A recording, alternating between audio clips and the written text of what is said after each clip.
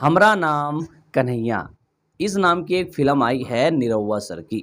अब देखिए फ़िल्म मैंने नहीं देखी है, पर सीरियसली एक बात बताते हुए चलूँ कि जिस हिसाब से इस मूवी का प्रमोशन हो रहा है, अनबिलीवेबल है भाई। अक्षरा सिंह, खेसारी लाल, अरविंदर क्या कल्लू, रवि किशन, हर किसी ने इस मूवी का प्रमोशन किया है सिवाय पवन सिंह के। अब देखिए इतना प्रमोशन एक भोजपुरी मूवी के लिए आखिर क्यों किया जा रहा है?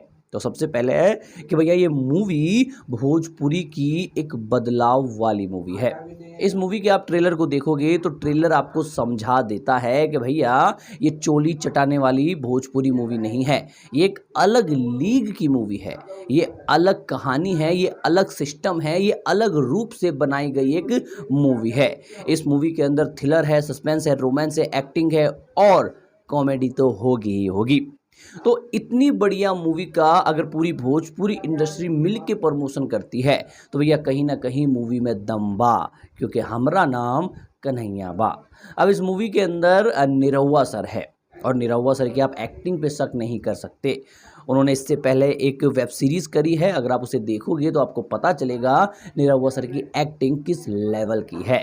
बाकी अगर आप लोगों के किसी भी नज़दीक सिनेमा घर में ये मूवी लगी है निरहुआ सर की, हमरा नाम निरहु, हमरा नाम कन्हैया बा, तो भाई इस मूवी को देखना आपका कर्तव्य है, क्योंकि भोजपुरी की ये पहली ऐसी मूवी है जिसका ट्रेलर देख के आप सोचोगे कि यार ये बॉलीवुड मूवी है, भोजपुरी नहीं, पर ये भोजपुरी मूवी ही है।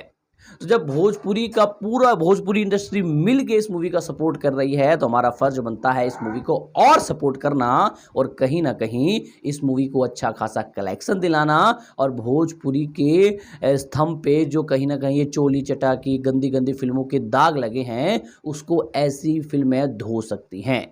तो निरहुआ जी की फ़िल्म को ज़रूर देखिए। आपके नज़दीक किसी भी सिनेमा घर में ये फ़िल्म लगी है तो मैं रिक्वेस्ट करता हूँ।